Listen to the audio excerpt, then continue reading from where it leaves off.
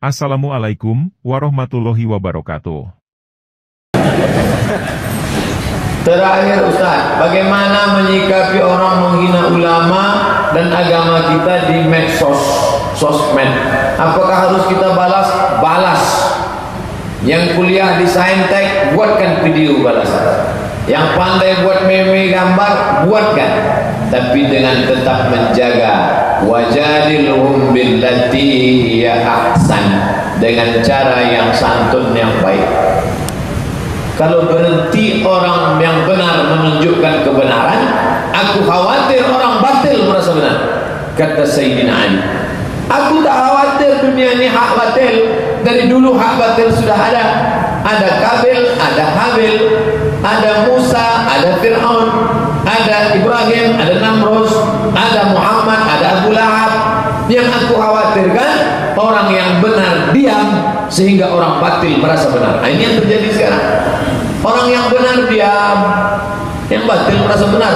Saya berterima kasih banyak anak-anak muda yang tetap aktif di media sosial.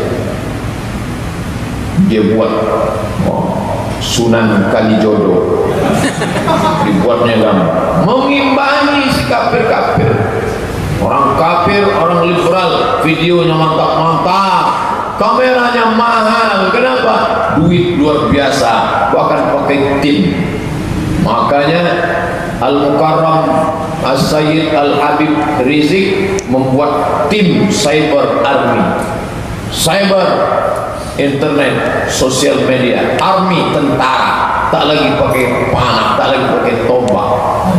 Ini alat menembak. Tapi jangan pula khotib khutbah yang menembak juga. Sesuaikanlah, pasang waktu. Yang anak-anak muda pasang waktu. Saya hanya pakai internet dari jam 2 ke jam 3, 1 jam. Jangan habis waktu dengan itu. Kuliah tak tentu arah, tidur kurang, mata redup gara-gara hasil kena itu. Nah, pasang waktu. Kita yang mengatur diri kita, jangan sampai dia mengatur kita. Ini tadi saya dapat kiriman anak kecil diikatkan di batang pisang. Gara-gara mak sama ayahnya asik main Facebook. Berapa banyak anak yang dimasukkan, anak yang lahir prematur dimasukkan ke pemanas bayi itu apa namanya? Open apa? Inkubator. Penjaga itu asik main HP, begitu dibuka masak anak juga. Nah, kan itu. Oleh sebab itu ini penting. Gara-gara Ustaz ceramah ini menghabiskan waktu, akhirnya isinya batil semua. Jalan tengah. Pasang waktu, anak-anak dari Fakultas Sains Teknologi yang paham komputer, buatkan video Instagram itu pendek. Saya di Jalan Sudirman kemarin, singgah makan sate di Jalan Sudirman, datang anak muda, rambutnya pendek sini, orang ini diikat pakai celana tak pendek, celana lutut. Dia tengok saya lama. Setelah itu, mantap Ustaz, kata. Mantap apa? Saya bilang, saya selalu nonton di Instagram. Mantap, rupanya dia ngaji. Memang tak pernah ke masjid mungkin, tengok bentuknya tak mungkin. Tapi insya Allah dia sudah mulai mengaji lewat itu. Saya tak punya Instagram. Itu siapa yang buat? Itu yang paham-paham komputer itu. Oleh sebab itu anak bapak ibu jangan nyangka kalau kuliah tafsir dapat pahala, jurusan hadis dapat pahala, kalau saintek tak dapat pahala. Jurusan apa deh? Saintek. Neraka jahanam tempat kalian. Makanya dibuat integrated kurikulum yang berintegrasi. Materinya siapa yang buat? Anak jurusan tafsir hadis. Mengolah bahasanya siapa? Anak jurusan bahasa Indonesia. Bagaimana cara ininya? Anak psikologi, karena yang mereka ngerti psikologi. Yang buatkan videonya anak saintek.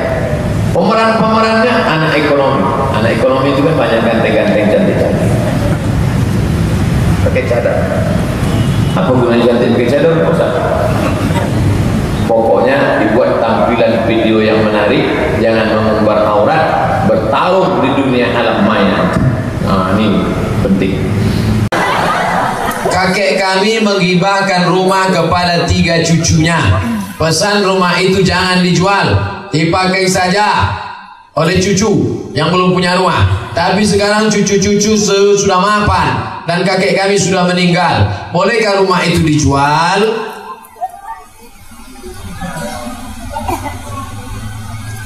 Wasiat tidak boleh lebih dari sepertiga total harta. Harga rumah itu berapa? 500 juta. Total harta berapa? 1 miliar. Disuatnya wasiat, maka yang jatuh hanya 333 juta. Yang 666 tetap dibagi untuk ahli waris. Ini kaidah pertama. Makanya kalau mau jangan warisan, bukan wasiat tapi hibah. Apa beda hibah sama wasiat? Kalau wasiat menunggu mati, kalau hibah langsung. Makanya jangan senang dulu kalau dapat wasiat. Alhamdulillah aku dapat wasiat ruko. Dia udah mati belum? Tahan kan? Tapi kalau hibah baru. Alhamdulillah Ustaz, masjid kami dapat wasiat ruko. Siapa yang ngasih? Bapak itu. Udah mati. Udah 3 tahun tak mati. Katanya wasiat tak boleh dilanggar. Wasiat yang tidak boleh dilanggar itu contohnya begini. Kalau aku mati, tanah ini untuk Masjid Al-Amin.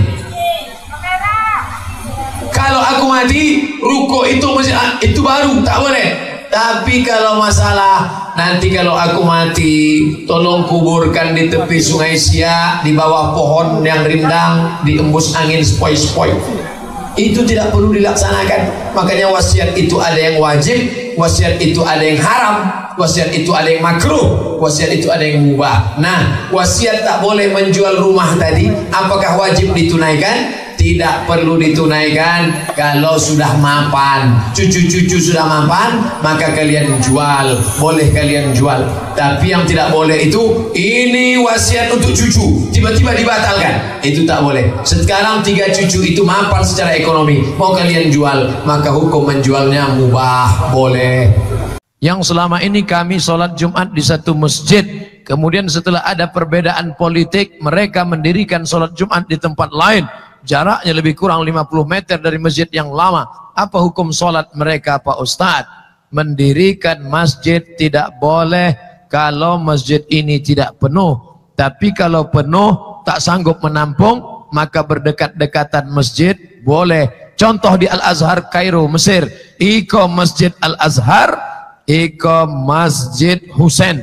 Antara Masjid Husain sama Masjid Azhar cuma ada jalan raya, berseberangan jalan. Kau jalan lipekai, di siko masjid, tapi sama-sama ramai. Kau udahlah masjid isinya 3 orang. Yang di sebelah kanan pakai usolli, sebelah kiri tidak pakai usolli. Yang di tengah preman bau tobat. Gara-gara kau membuat belum masjid satu lagi. Masjid, apa namanya? Masjid usolli. La ilaha illallah Muhammadur Rasulullah. Kita ini mau mempererat ukhuwah persatuan, bukan untuk merusak dengan. Makanya zaman Nabi SAW, masjid yang berdiri hanya untuk memecah belah umat, dikatakan Nabi sebagai masjid dirar. Tertulis dalam Quran, na'udzubillah, wa'tasimu bi'ablillah, berpegang teguhlah di jalan Allah, wala tafarraqu, jangan berpecah belah. Saya husnuzan, lipat kain masyarakatnya menjemuk ramai, mungkin masjid didirikan karena melimpah ruah. Tapi kalau motivasinya hanya untuk perpecahan, taubatlah kepada Allah, introspeksi diri, jangan sampai laknat turun, rahmat yang sudah ada ini menjadi laknat. Na'udzubillah.